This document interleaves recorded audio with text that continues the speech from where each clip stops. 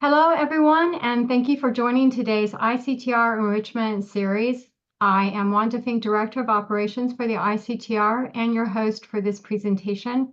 Before we begin, I would like to start off with reminding everyone that this event is recorded. Recordings of all Enrichment Series events are posted on the ICTR website. We will reserve the last 10 to 15 minutes or so for questions. So please add your questions into the Zoom QA feature as they come to mind, and we will be happy to address them at the end. Also, as you leave this Zoom session, you will be directed to a survey. The slide on your screen has the QR code to that survey as well. Your survey input helps us improve these sessions and bring to you topics you are interested in. And now I would like to introduce you to our guest speaker, Dr. Robert Redfield, who will present biosecurity and the next pandemic. And just a little bit of information about Dr. Redfield. Dr. Redfield was the former director of the U.S. Centers for Disease Control and Prevention, but many of you are probably well aware that Dr. Redfield has had a long-standing presence and impact on our campus. Dr. Redfield is the co-founder of the School of Medicine Institute for Human Virology, serving as the director and as the Robert C. Gallo Endowed Professor.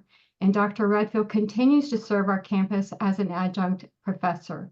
And Dr. Davis, I think you have a few words that you would like to add.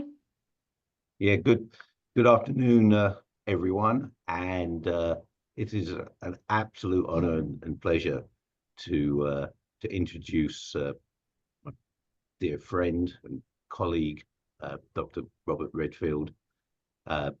So Dr. Redfield is a true world expert on virology.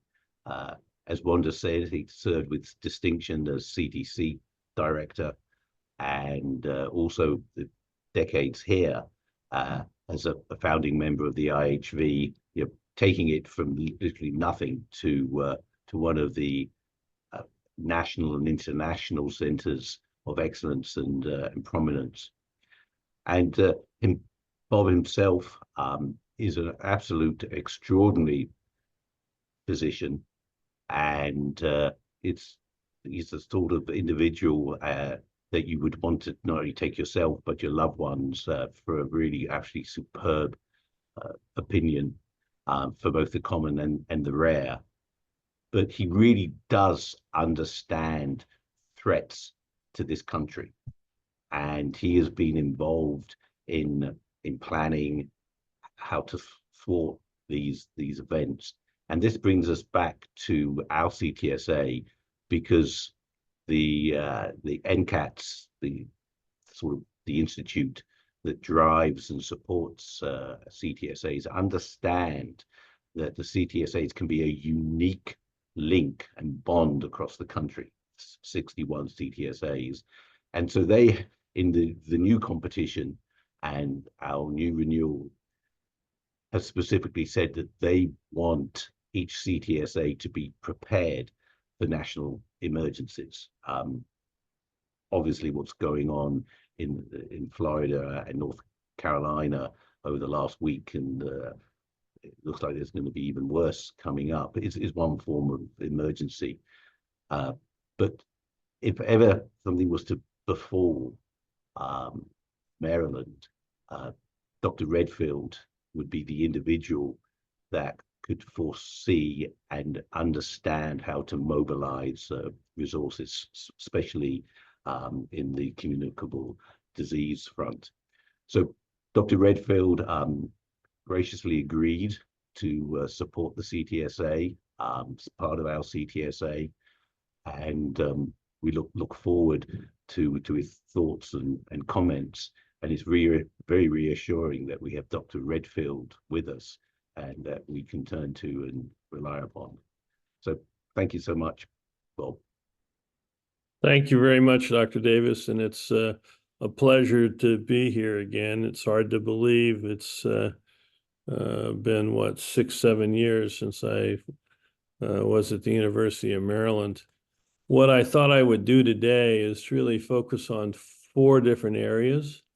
One was to try to highlight the importance of biosecurity, as Dr. Davis commented. Two, to take a moment to do some reflections and lessons from the COVID pandemic to date. Three, to outline what I anticipate is going to be the next pandemic, and I do believe it will be a great pandemic. I always consider the COVID as a minor pandemic, and when you think that it killed over 20 million people, you can imagine the concern I have about the great pandemic. And then finally highlight some of the key preparations and next steps that I think our nation needs to begin to put in play. When you look at national security, and who would have believed, I never really thought I would be that involved in national security, but as CDC director, I spent a great deal of my time interacting with the national security folks on a variety of different issues, and became more and more aware of sort of the national security apparatus of the United States. And right now, our national security apparatus is largely focused on the traditional security threats of China, Russia, North Korea, and Iran. And to be prepared and counter those threats, we've built over the last 70, 80 years, we've built a fairly extensive defense industry, largely driven by private sector contractors, that really make sure that our nation is prepared for what may occur in that space. With a little over $800 billion a year budget, it really orchestrates a network of private sector defense contractors. And the reason I spend a moment on this is, you'll see when we get to the end, I've become a big advocate that is trying to suggest we need to create a similar, proportional to the threat, capacity for biosecurity. But I believe that the biosecurity really is our nation's greatest threat, not China, not Russia, not Iran, not North Korea, but it's really biosecurity that has the potential to change the way of life in our nation quite dramatically. And I will say, having studied this pretty carefully since I took on CDC in 2018, that our nation is totally unprepared for a significant biosecurity threat. I wanted to spend a minute just to reflect a little on the pandemic that we just went through. It was New Year's Eve in 2019. I got a phone call from my counterpart, actually initially from my CDC group in Beijing, China. CDC, the America CDC, actually has about 60 CDC offices around the world, including one in Beijing. And that call said that they had a new evidence of a new infection in 27 individuals that caused a non-specified pneumonia that did not appear to be flu, and did not appear to be SARS. And as a consequence, I called my counterpart, the head of the Chinese CDC, a gentleman by the name of George Gao, who turns out to be one of the world's experts in coronaviruses. I called George to get a handle on what they were seeing, and he admitted they had 27 cases of a new unspecified pulmonary illness, he thought, and that it was unique because all 27 cases actually had exposure to a wet market where they sold a variety of different animals and a variety of different meats. So I asked George what his case definition was, and he said, you know, Bob, my case definition is unspecified pneumonia in individuals that's not flu, not SARS, that came from the wet market. And I said, well, George, then by definition, everybody came from the wet market.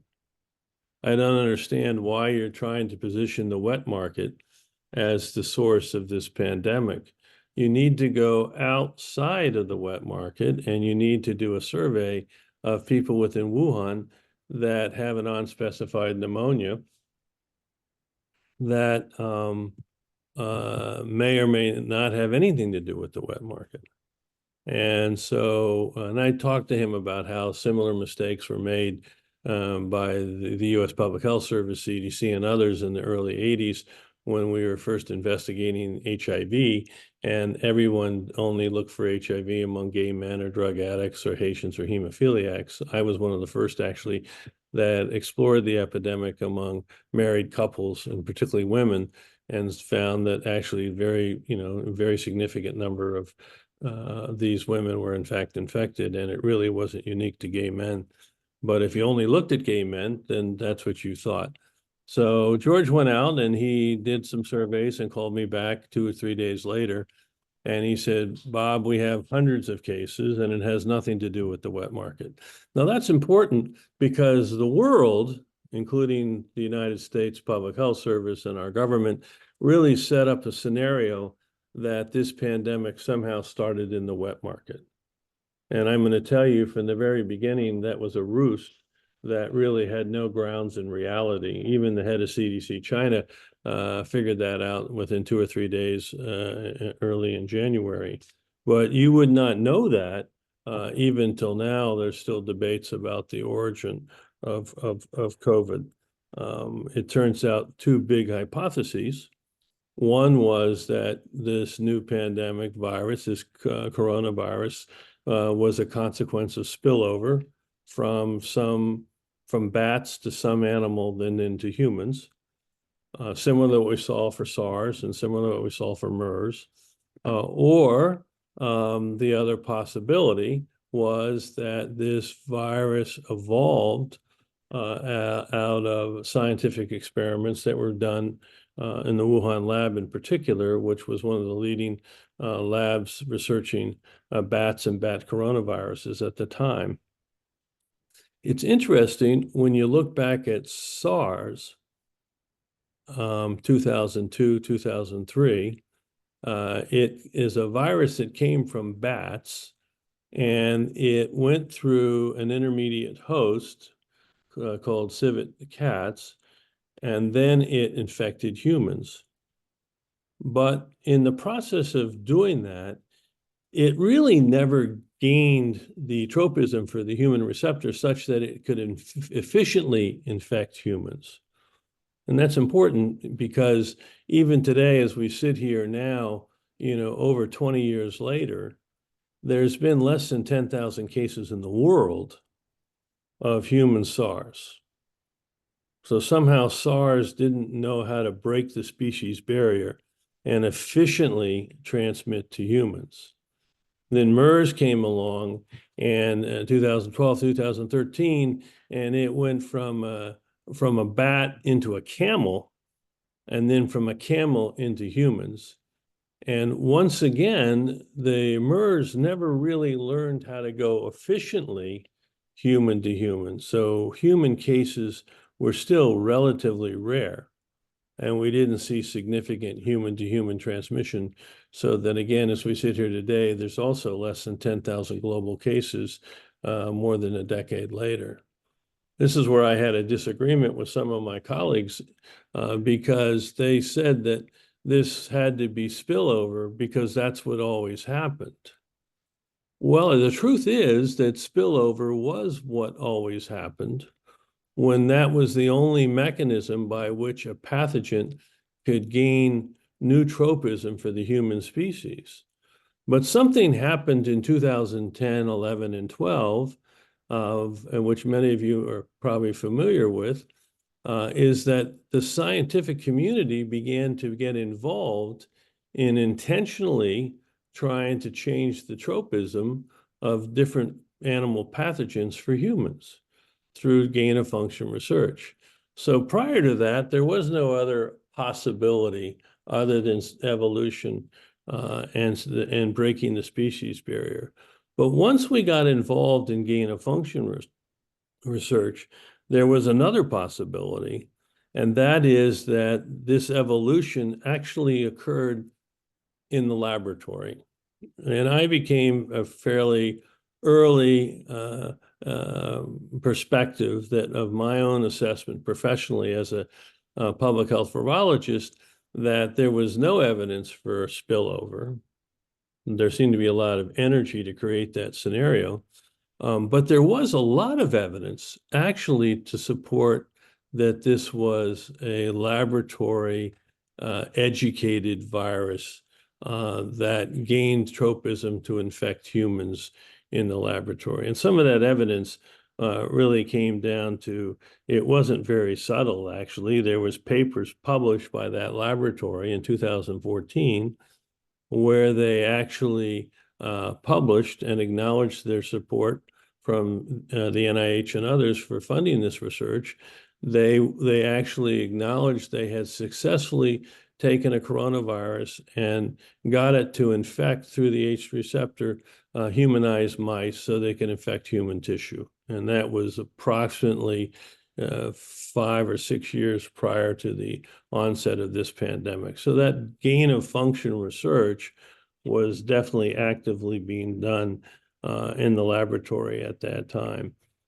It's interesting that the other challenge that this scenario of the Wuhan market had, there's a couple. One is we've looked at tens of thousands of animals for evidence that it could be the intermediate host, and that has not been identified as of yet. And it is remarkable that both SARS and MERS, the intermediate hosts, were identified quite frequently within the first 6 months to a year. Still hasn't identified a potential intermediate host. It turns out that the other challenge is that the epidemic in Wuhan really didn't begin in December, January of 2020. We now know, and some of the material is unfortunately still classified. Congress has passed unanimously, both House and Senate, that this information should be 100% declassified.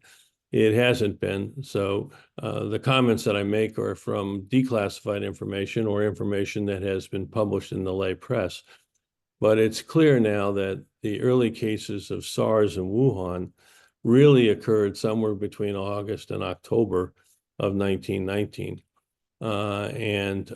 There's pretty good reports. The first wave was pretty much in full swing in September.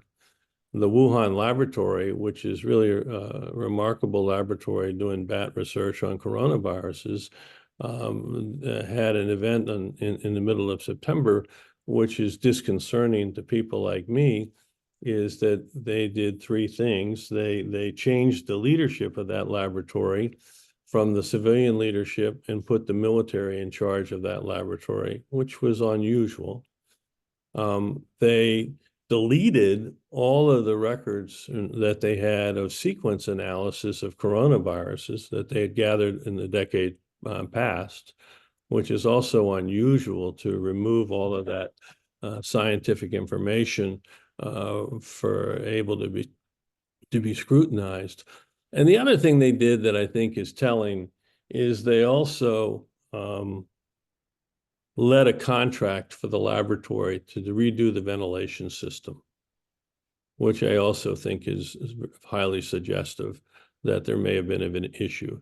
And that's about the time when there are some now declassified and some lay comments about early cases of respiratory illness that's not flu and not SARS occurring in the Wuhan area, including investigators in that laboratory.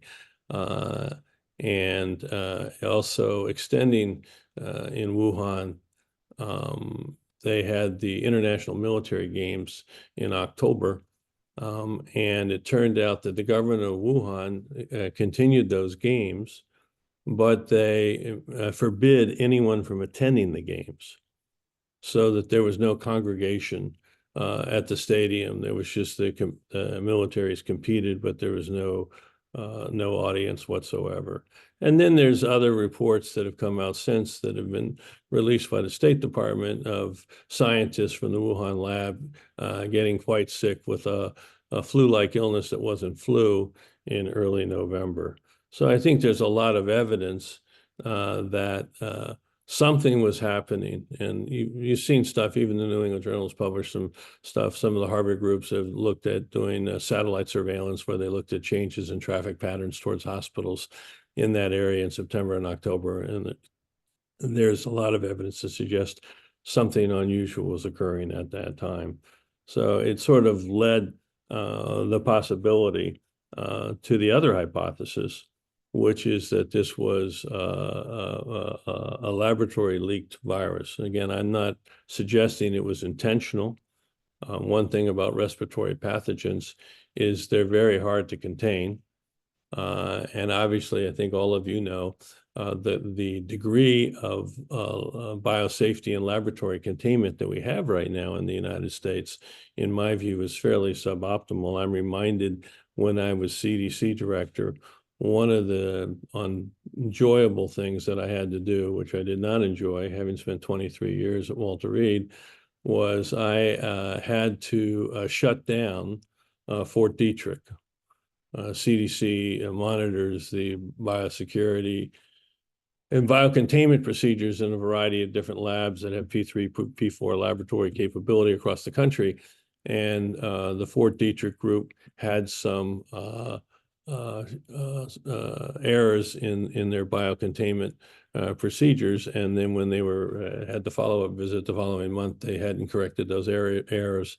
And so I had to make a difficult decision of telling the U.S. Army that their maximum containment lab had to be taken offline, which it was done for about 6 months until they took with more vigilance the biocontainment issues that need to be practiced if you're going to be working with dangerous pathogens.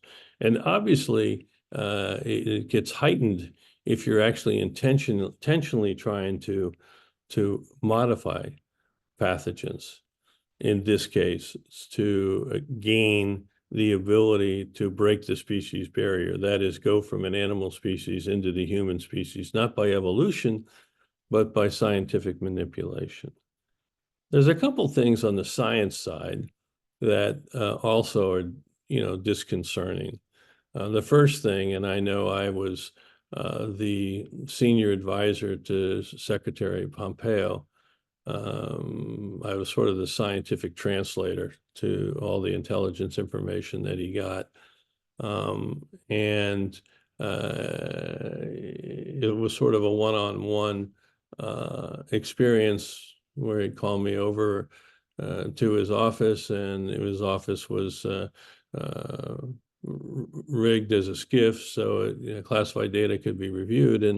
And I remember going through the initial data on a pretty good description of the virus sequences and the evidence that this virus had, a furin cleavage site, which, contrary to some of the press, and this bothers me, where the scientific community is at risk of losing credibility when they intentionally misspeak the issue of the furin cleavage site within coronaviruses. The family of coronaviruses that COVID does not have furin cleavage sites in nature. So this is a unique situation to have a furin cleavage site. And what that furin cleavage site does is it changes the orientation of the COVID virus binding domain for the receptor, such that if it's not present, that receptor has a high affinity to bind to the receptor in bat tissue.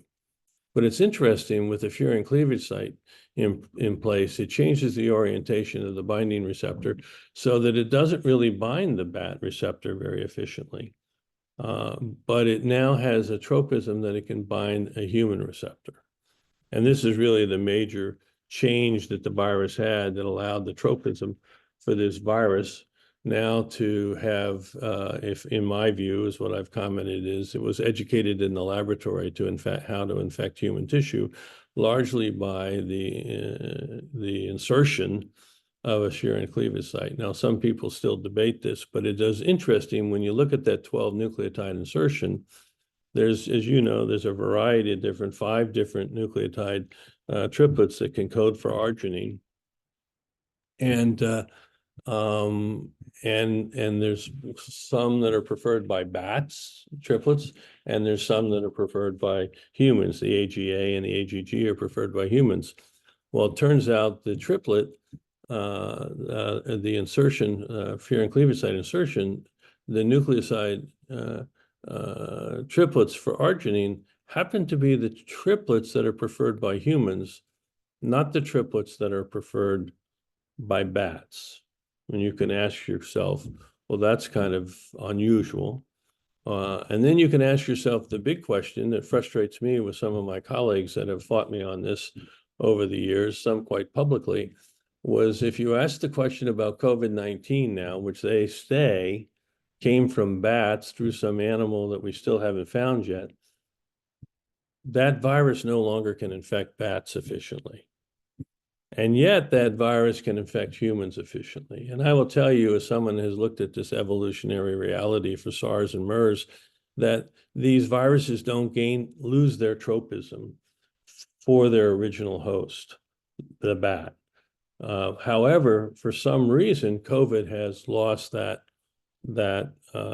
tropism for bats, but gained a high tropism for humans. I'll say, as a virologist, COVID is probably the second most infectious human virus in man, measles being probably the most, but COVID is right underneath it. A couple other things, if you really go into the virology, and some of the scientists in the Department of Energy have really done a great job going into this. It turns out that there's some changes so that the COVID-19 virus doesn't seem to trigger the interferon response element. And that's kind of interesting. And it also seems to have a limited ability to mount an immunodominant response to epitopes that may result in neutralization. And I say those 3 things because you try to put together really what was going on in the Wuhan laboratory. My own view is that the Wuhan laboratory was engaged in very intentional research in trying to develop a vaccine vector, which they had desired to make so that they would have a vector for all vaccines, all different antigens, whether it be polio or measles or hepatitis or whatever. And for that vector to be useful to vaccinate the Chinese military and the Chinese people, first and foremost, it needed to be able to be administered by aerosol or by a respiratory exposure. Just the mere fact of trying to do this all by needles was going to be problematic. Secondly, it needed not to make people sick, i.e. the interferon response element. And third, it needed to not have a dominant response so that it could be used repetitively as a vector to vaccinate. I still think that was the research that was being done. It was important research. It was good research. It was research that was being done for the common good. The problem was that there was inadequate containment in the laboratory, and we know that for a fact, and a lot of these inspections have been declassified. Much of the research they were doing on this virus was done under P2 conditions, and much of the, ironically, probably a lot of the early infections were not appreciated because they occurred in younger people. And we now know, of course, COVID has a preferential ability to cause illness in the elderly. I give one example when we look at some reflections and lessons. I diagnosed the first case probably in January 2021. It was an individual in Seattle who had come back from Wuhan, China. And over the next couple weeks, we ended up diagnosing about 14 cases, all with exposure to Wuhan, China. And again, one of the reasons we could diagnose them, and again, this is something also incorrect in the press, CDC, when the sequence was announced on January 10th, 11th, by January 17th, the CDC had developed a very reliable test to diagnose COVID-19. So less than a week to 10 days. I always felt that we should have gotten an award for that. Instead, we got publicly criticized all over the world for the test being defective. It was never defective. It was all just false news. And we can go into more detail if people are interested. But the bottom line is we had a test, and now we had 14 cases. And I had CDC and the public health establishment across the country in those 14 cases. We worked up 800 contacts of those 14 cases. And of those 800 contacts, we only diagnosed 2 people with COVID-19. And some of these were and both of those were intimate spousal contacts. But we had nurses and critical care people in the ICU in Chicago. We had lots of contacts, and we had no secondary cases other than those 2 spouses. And so we incorrectly concluded, like SARS and MERS, which was the model because we were calling this SARS-like, which this virus is nothing like SARS, we concluded that COVID-19 was poorly transmissible because only 2 of the 800 contacts were infected. We had set up shops at not all the airports, but we'd funneled all the returning flights from China into initially 6 and ultimately, I think, 12 airports. And we evaluated everybody coming back to see if they potentially were infected with this new pathogen. But the way we evaluated them is we took a history for symptoms. If they didn't have symptoms, they went through. If they had symptoms, then they were tested. And those 800 contacts, they weren't tested. If they had been tested, I'm sure we would have learned very quickly that despite assurances from China and the China CDC and our own assumptions from our own early work, that this virus was highly transmissible human to human. And we learned that in early February when we investigated the Diamond Princess, which was a ship outside of Japan, which CDC was invited in to investigate. And we rapidly showed that about half the people on that ship were actively infected, and most of them were without symptoms. So asymptomatic transmission, human to human, was the rule. And that's important because our whole policy at the time was identifying sick people and then contact tracing them around them. Once you learn that asymptomatic transmission was the rule, you had to shift your whole public health policy to early diagnosis to expanded testing, which unfortunately, by the time we got to, the pandemic was already in full swing.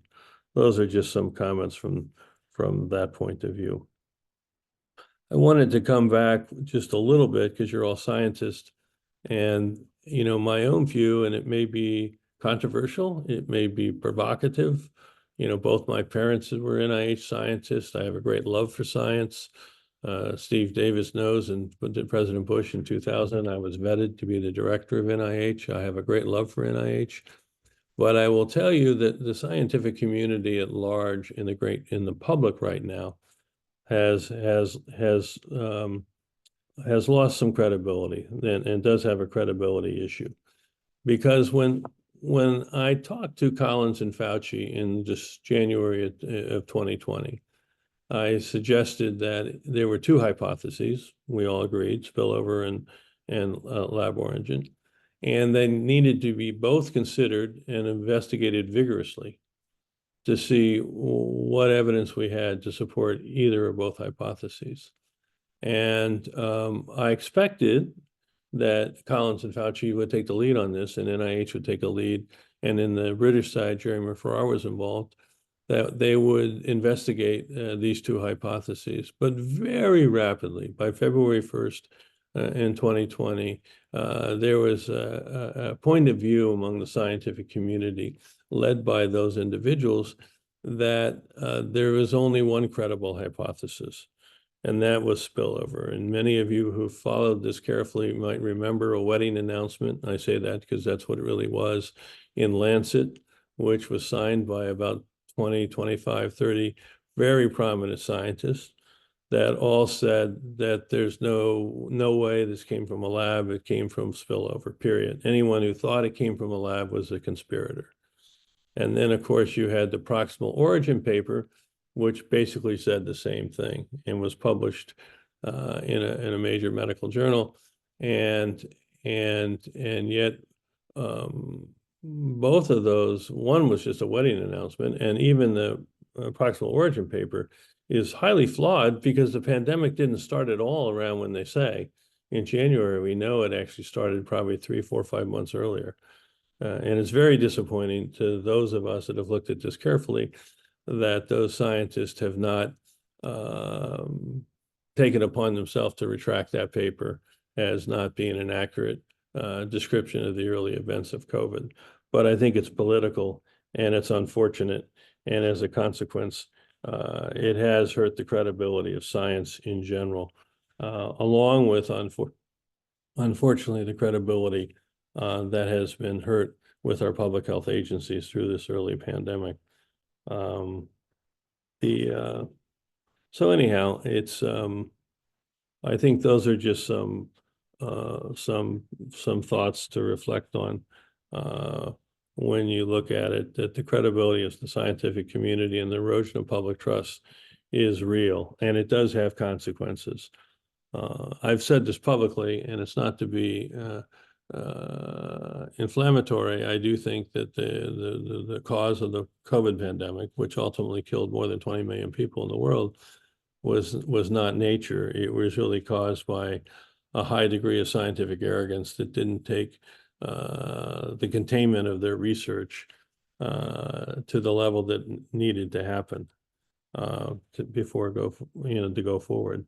I did go ahead and publish an op-ed in the Wall Street Journal, which that strongly suggested that we do a moratorium on gain-of-function research, where there should be a broader societal debate about the advantages of gain-of-function research. And if society decides, not just scientists, that gain-of-function research is critical for our future, then we need to determine how to do it in a safe and responsible way, which obviously puts an enormous emphasis on biocontainment to determine where and how it should be done. I am very disappointed and very concerned, and we'll come to that at the end when we talk about the great pandemic.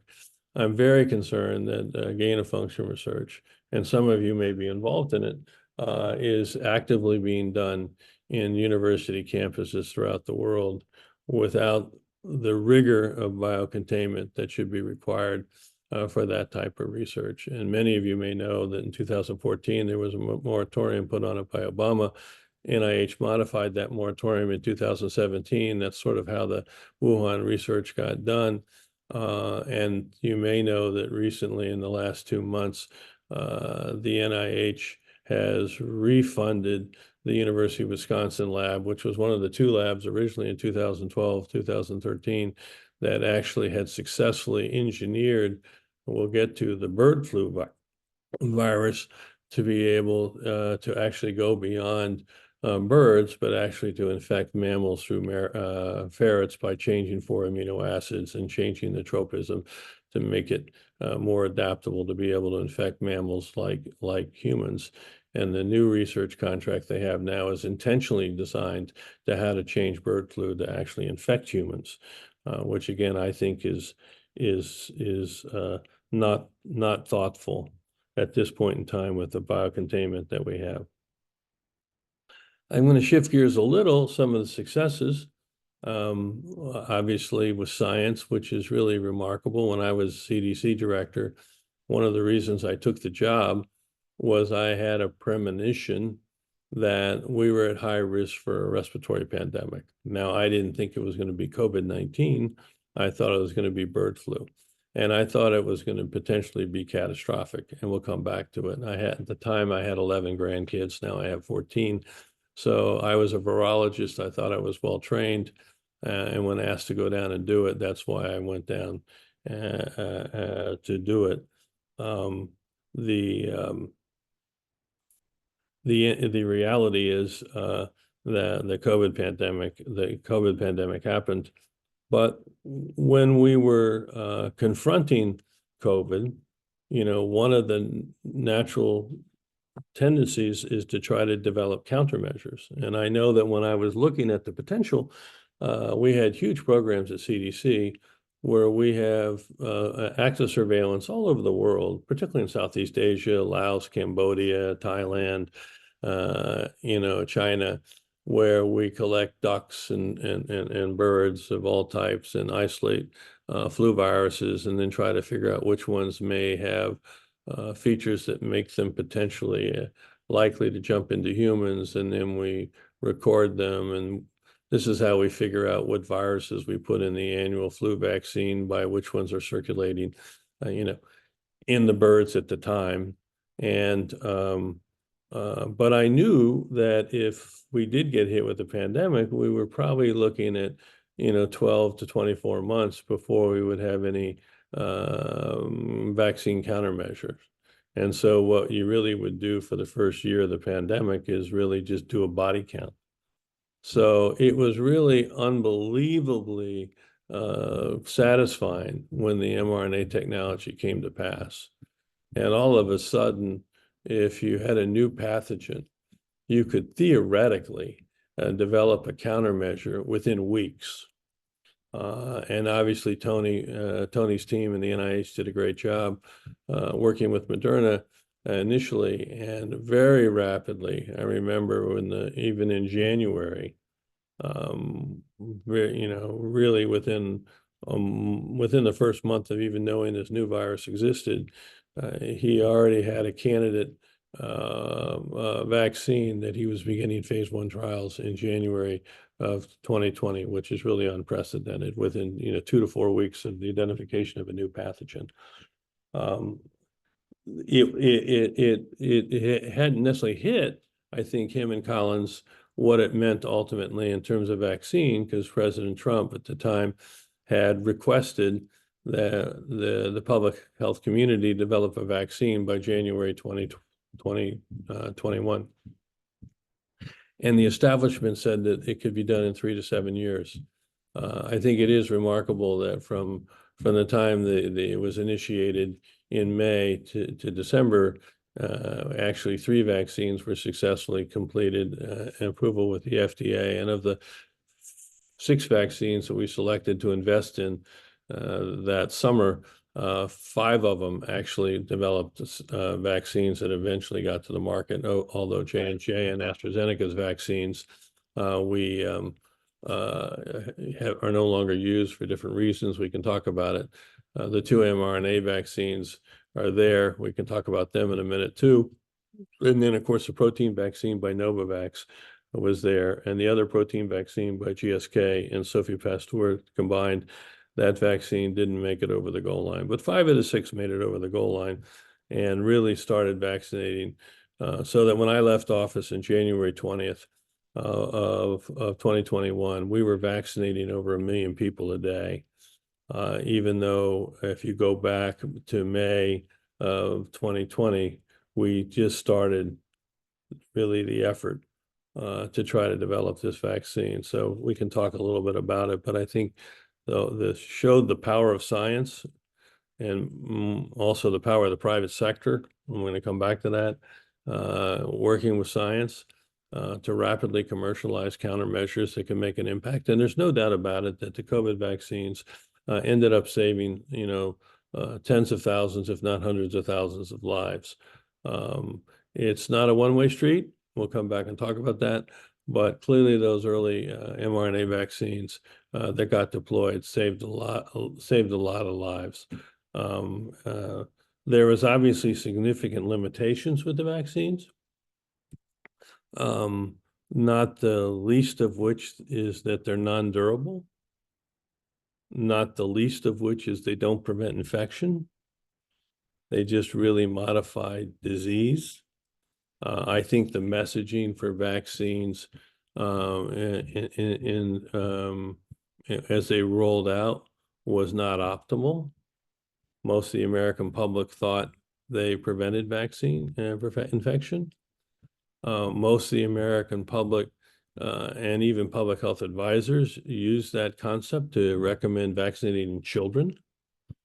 And when in fact, it became clear that what the vaccines really did was modify disease, so that those of us that were most vulnerable for bad outcome, those of us over 60, 65, those of us with cardiovascular disease, diabetes, hypertension. Most people don't know the biggest risk for bad outcome for COVID when I was CDC director was hypertension. And the reason for that is many people may not appreciate it, but COVID is not a lung disease. COVID is really a disease of blood vessels. It really is a disease of the endothelium of your blood vessels. That's why it's causing all this microcoagulation. That's why it's driving mortality with premature myocardial infarction and strokes. It's really not a lung disease. But the reality is the fact that it really only prevented hospitalization and death really should have underscored a public policy for vaccines early on that focused on the vulnerable, the elderly, the people at risk for bad outcomes, and shouldn't really have been focused on vaccinating 20-year-olds or even children. And was probably, I think, a overreaction by the public health community of putting more credence to the vaccines than should. And as a consequence, again, a loss of some credibility. Then on top of that, you make the decision that certain people made, and I tried to fight against this, not successfully. I was a very strong advocate against mandating vaccines, particularly that don't prevent infection.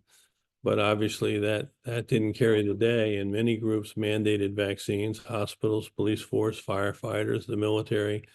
And I argued that mandating vaccines that people didn't want to take would reinforce vaccine hesitancy, which I think it did, unfortunately. I also felt that not giving credibility, if I happen to have COVID and I have an immune response against COVID that's even more robust than I get from a vaccine, why do I have to take a vaccine? Why do you fire me from my job in the hospital when I can show you that I have a more robust immune response? Those were all very serious public policy mistakes that really have, I will tell you, it will take a while for the public health community to regain credibility because of those mistakes that were made. Related to vaccines, I just say this for all of you, because you may have elderly parents, and related to COVID itself, people really probably misappreciate what the real price of the COVID pandemic has been. Clearly, the loss of more than 1 million lives in America, pretty painful.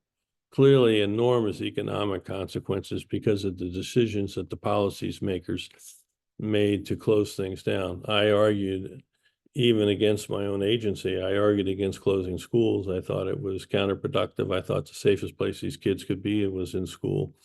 And yet, the bottom line is most governors decided to go ahead and close schools. I've got a big award here in Baltimore because I was able to keep the Baltimore Catholic schools open. And they're very proud of the fact that on their testing, they've never had higher scores in their testing compared over the years. And of course, as you know, our public schools have never had lower scores because of our decision to close those and go to non-in-house learning. Another big policy mistake that was made at that time. The other policy mistake that was made, and it's going to be really important for the next pandemic, is we didn't put enough focus on really what the most important countermeasure for these viruses are. And the most important countermeasure for these viruses are not vaccines. Vaccines are, while useful, they're limited. The real power horse that we need is antivirals, and there should have been a Project Warp Speed for broad antiviral drug development. We need to go way beyond Paxlovid or molnupiravir or remdesivir. We need to have a much more broader armamentarium of antivirals against this virus. And for many people, that is ultimately what the life-saving situation is.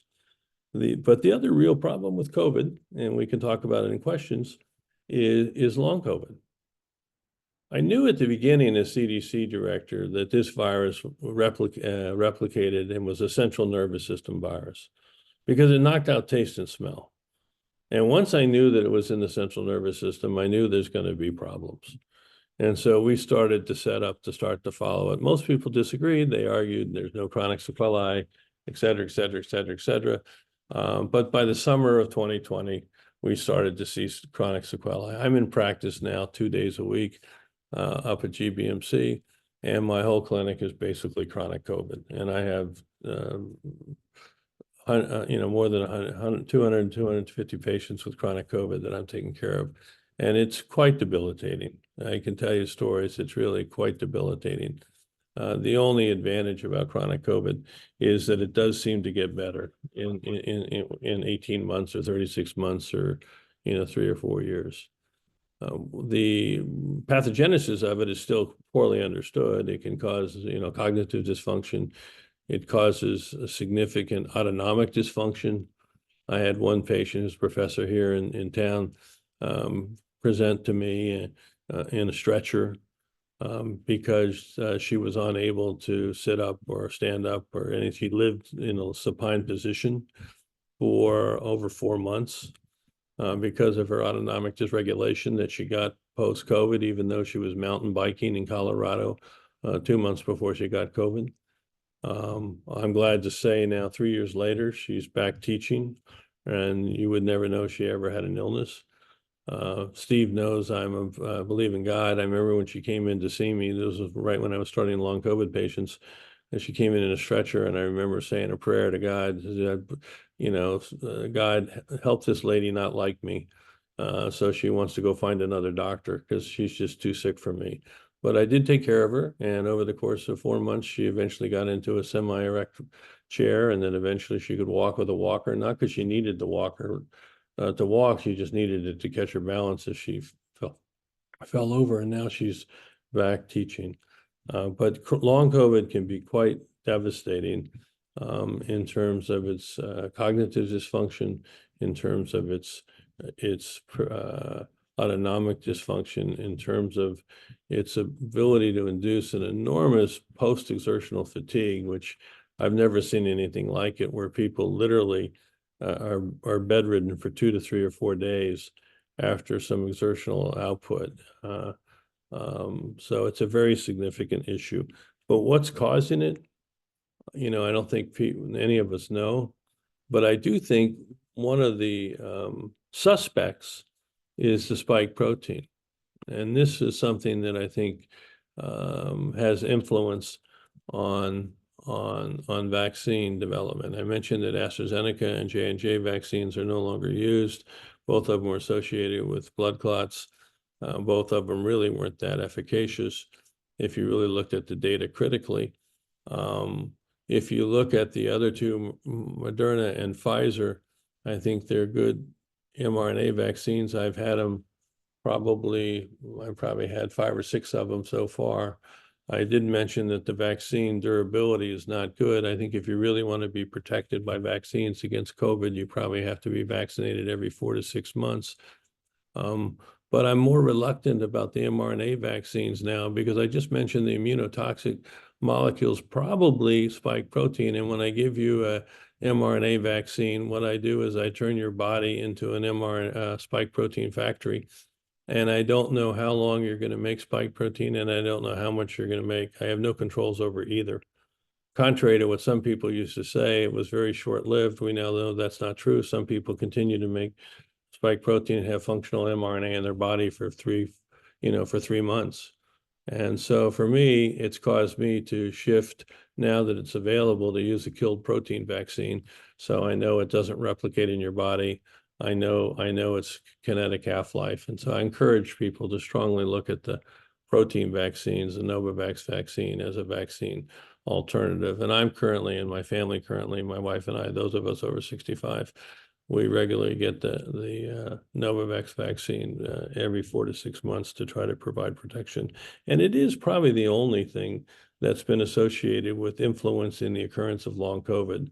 The VA did a good study that those vets that were vaccinated versus those that weren't vaccinated, there was about a twofold difference in the penetrance of long COVID. Doesn't stop it, but it does decrease it. So those are some comments about long COVID. I'm going to finish right now with the next pandemic, the great pandemic, the bird flu pandemic. I think it's going to be H5N1. I'm very concerned about it. Right now, there's a 4 amino acid species barrier for it to get efficiently transmitted to humans. That's a huge barrier. But that barrier is easy to overcome in the laboratory. And as I mentioned, there have been several laboratories that have succeeded in overcoming that barrier. And now, again, unfortunately, some of those laboratories are funded again. The bird flu came into our bird population in 2019, chickens and turkeys. We're up now to over 100 million chickens and turkeys that actually have H5N1 in the United States. Also, what's happened is 27 different mammal species now have been infected, including dolphins and seals and bears, cats, and most recently you've read about the cows, the dairy cows. But this virus does really not know how to go mammal to mammal, so it gets into these mammals and it just seems to die out. It hasn't learned how to efficiently transmit mammal to mammal. We now have 17 cases since 2022 in humans among chicken farmers and dairy farmers. And these individuals, none of them have been severely ill, but it is in humans. It hasn't gone human to human. Globally, we've had a number of cases, particularly in Southeast Asia. Globally, individuals have had about a 40% mortality that have gotten this. But again, no evidence of human to human, no household transmission. Man seems to be a dead-end host. But that's what the reality is going to be.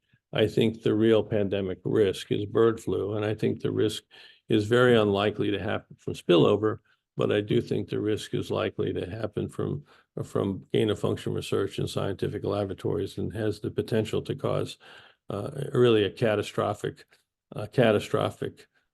pandemic, with which we would anticipate a mortality rate probably greater than 5%. What needs to be done about all of this? I've become an activist in trying to get our nation prepared for the next pandemic. As I mentioned at the beginning, I think we need to have a proportional response to the threat. I did tell you that I think this is the greatest biosecurity threat.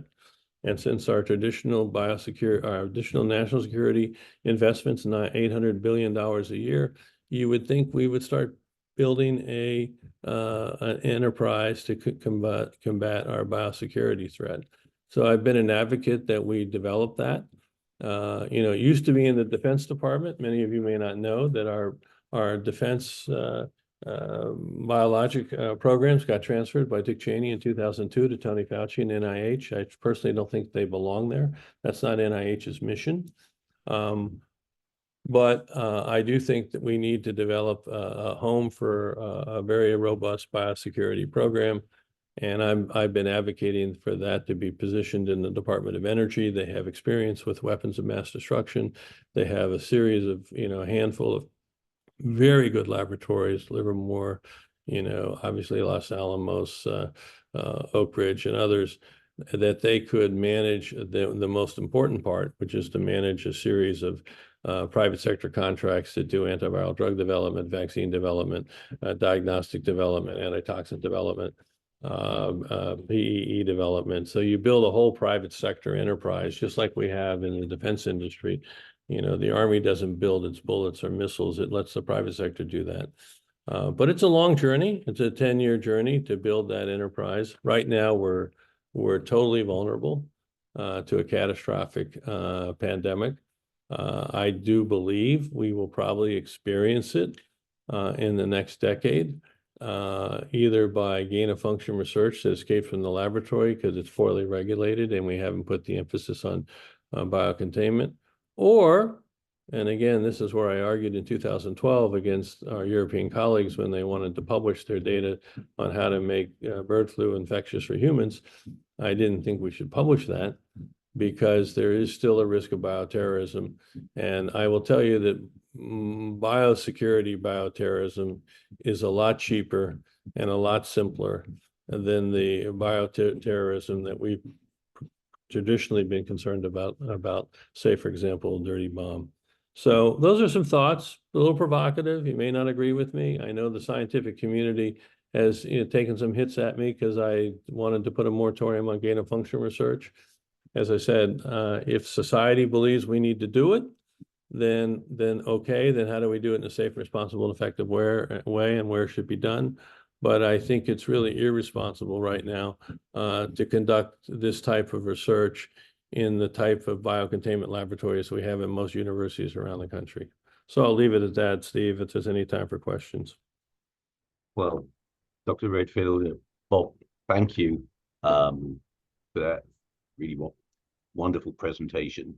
And I think, as you say, we've learned a lot. It's provocative. I mean, the only virology that I ever knew, you taught me, and right from the beginning, I understand that this has been a very, very difficult by hypothesis. Was it spillover? Did it come from the lab inadvertently? So, Wanda, so we are past the hour. We do have just one, it looks like just one question. Yeah, there's a couple. So, all right. Bob, are you right for a couple of questions? Oh, yeah, I'm fine. I'm sorry I spoke so long. I didn't think I'd speak that long. Excuse me. So the one question I see in the chat is from Dr. Dorsey. What changes need to occur at NIH to restore credibility and also to ensure that we are prepared for the next great pandemic effectively? Yeah, this is really important because NIH's credibility is really important, as is the broader credibility, of academic medicine. I think it has been damaged substantially. Because ultimately the credibility is not just among scientists, the credibility is with the nation at large. One of the areas that NIH has lost all credibility is it's not believed. I'm not saying it's true, but it's not believed that the NIH takes under consideration national security issues when it makes its funding decisions. And so you'll see there's bills in Congress now that are, depending on how the election goes, if the Republicans gain the Senate, then I'm very confident that they'll pass, that will require all NIH funding, all biomedical funding, that it falls into a category of potential national security risks is going to have to go through another committee, which will be made up of scientists and national security experts that will decide there's not national security implications. And if there's national security implications, then that research will not be funded.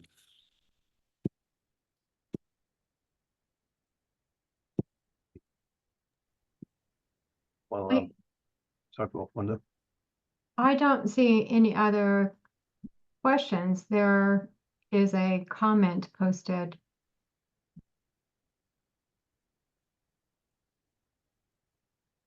Should we review that? Given our time?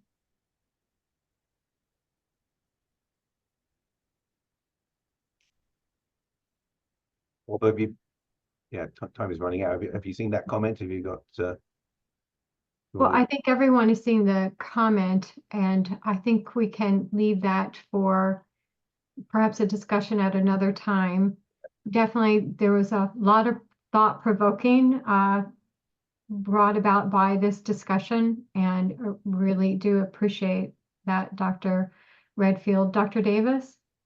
Yeah, I can't thank you enough, Bob. I mean, with your busy clinical practice and your other endeavors, we really appreciate you making time, and also agree with you that bringing everyone back in person is the way to have scientific discourse, and we appreciate your advice there as well.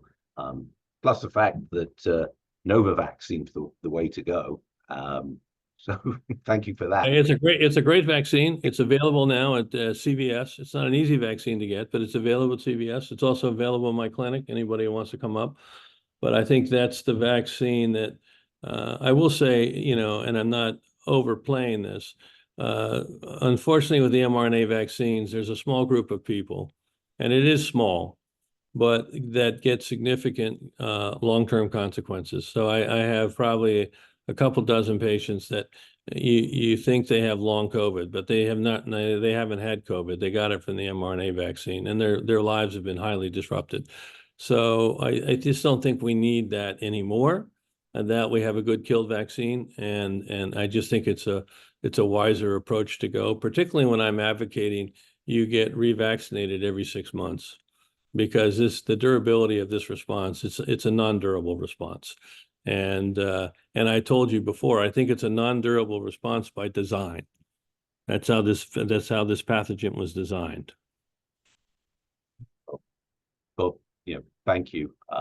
And we're delighted that you're part of the CTSA, and I hope we never have to draw on your expertise for a national disaster in the next 7 years, but it's reassuring that you're there. So Thanks.